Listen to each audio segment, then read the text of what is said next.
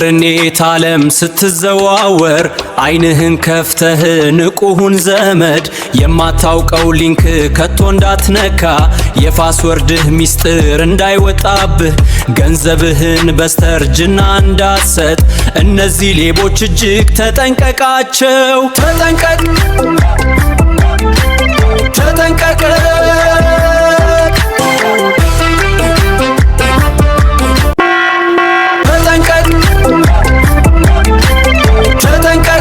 ሰላም ቤተሰብ፣ ዛሬ ደግሞ በማህበራዊ ሚዲያ እየተካሄደ ያለው ሰፊ የማጭበርበር ስራ እንዴት እንደሚመስልና ራሳችንን እንዴት መጠበቅ እንዳለብን የሚያጋልጥ ቪዲዮ እንሰራለን።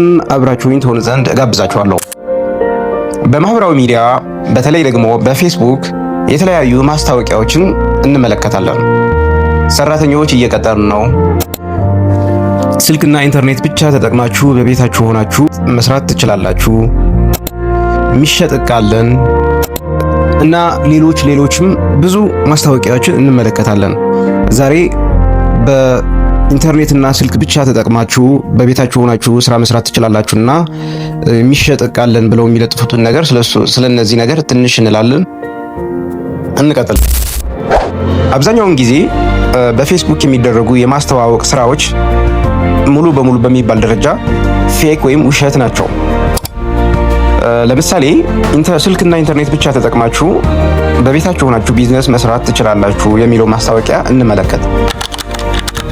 ማስታወቂያው እንደሚለው ከሆነ እኛ የሚጠበቅብን ስልክና ኢንተርኔት ብቻ ካለን በቤታችን ሆነን የተለያዩ ስራዎችን በመስራት ገንዘብ እንደምናገኝ ነው የሚያመላክተው።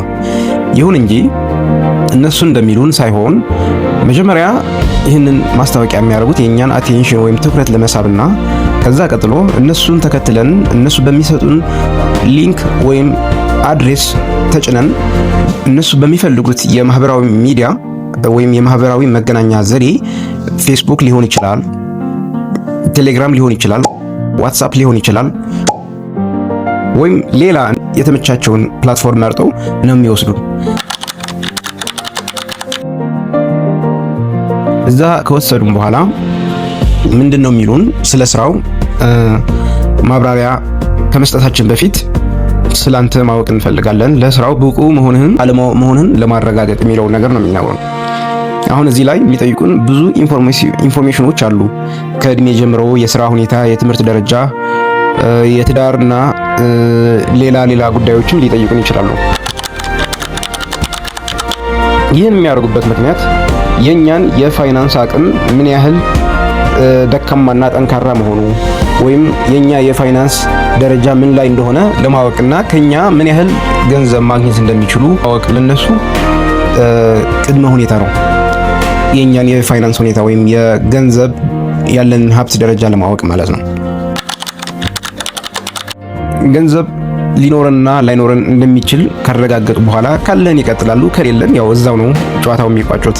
ለምሳሌ ተማሪ ሆነክ ከቤተሰብ ጋር ተጠግተህ የምትኖር ሆነክ፣ ሸማግሌ ሆነክ፣ ታማሚ ሆነክ ምናምን ሆነክ ገንዘብ ላይኖርህ ይችላል ብለው ስለሚያምኑ አንተ ላይ ጊዜያቸውን ማባከን አይፈልጉም።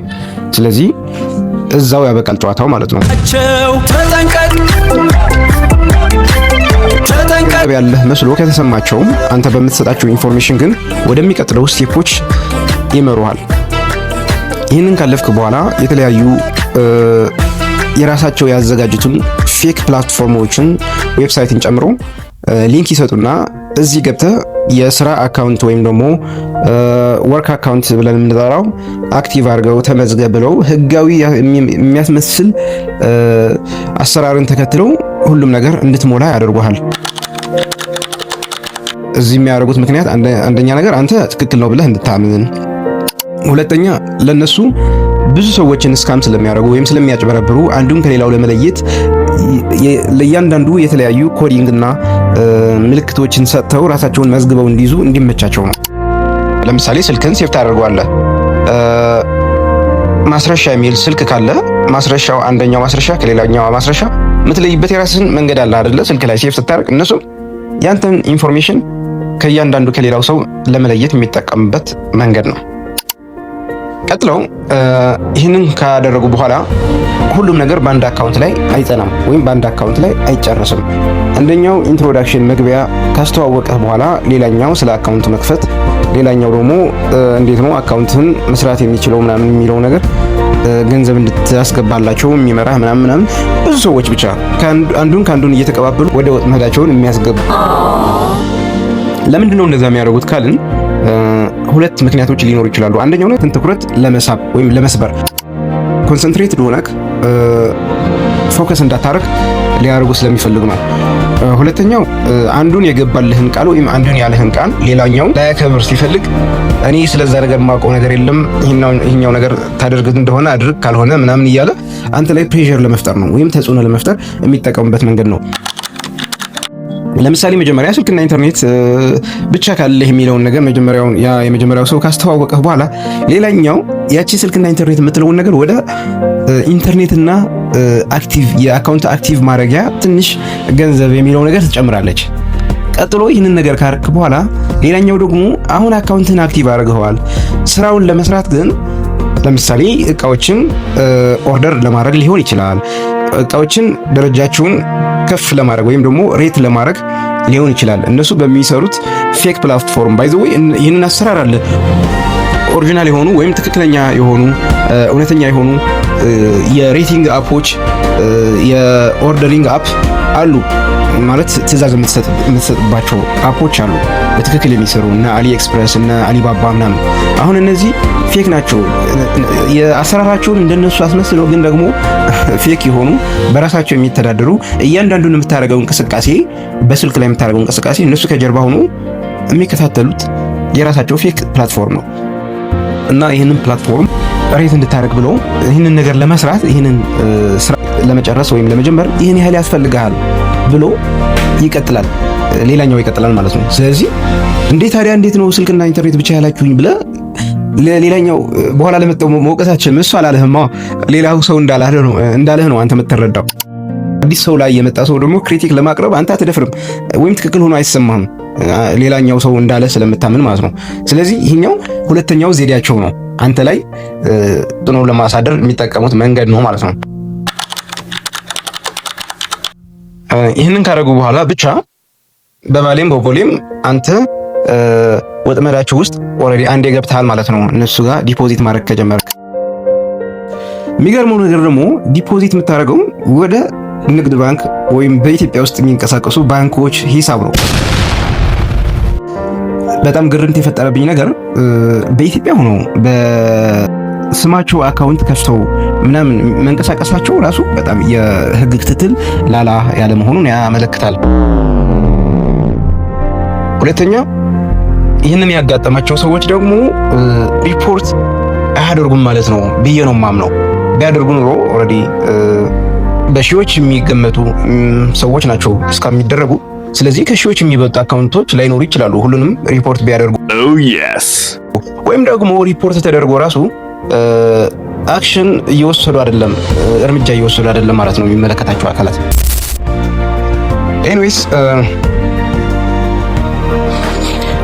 ብቻ ሌላ መረጃ እንዳጣሩት ከሆነ ደግሞ ሰዎች እየቀጠርን ነው ብለው ከሚያገኟቸው ሰዎች ለአንዳንዶቹን ትንሽ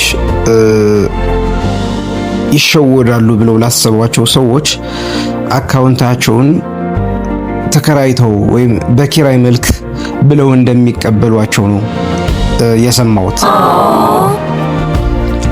እንዴት ነው የሚሰራው? ሰዎች ሄደው ባንክ ቤት በስልካቸው ሞባይል ባንኪንግ ያስከፍቱና ይህንን ሞባይል ባንኪንግ አፕ ከነ ስልኩ በዚህ ይህን ያህል ገንዘብ ልግዛና ይህን ያህል ኮሚሽን ወይም ደግሞ የኪራይ ልስጥሶ እኔ አካውንቱን ልጠቀምበት ስራ ልስራበት ምናምን ብለው ምን አይነት ስራ እንደሚሰሩ ሳይነግሯቸው ለኦኬ ዓላማቸው እንደሚያውሉት ነው እንግዲህ የሰማሁት።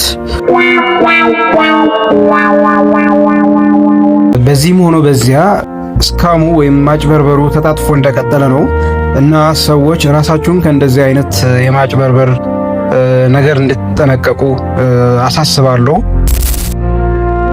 ሌላም ነገር በፌስቡክም ይሁን በማንኛውም የመገናኛ ዘዴዎች የምታዩዋቸው ማስታወቂያዎች እና ሌሎች አጓጊ ነገሮች እውነት መስሏችሁ ዘው ብላችሁ መግባት የለባችሁም። ምክንያቱም በዚህ ጊዜ ማንም ሰው በቀላሉ ለማያውቀው ሰው ወይም ዝም ብሎ በሶሻል ሚዲያ ያለምንም ጥቅም ልርዳህ እያለ ከሆነ እንግዲህ መጠርጠር ነው ያለብህ።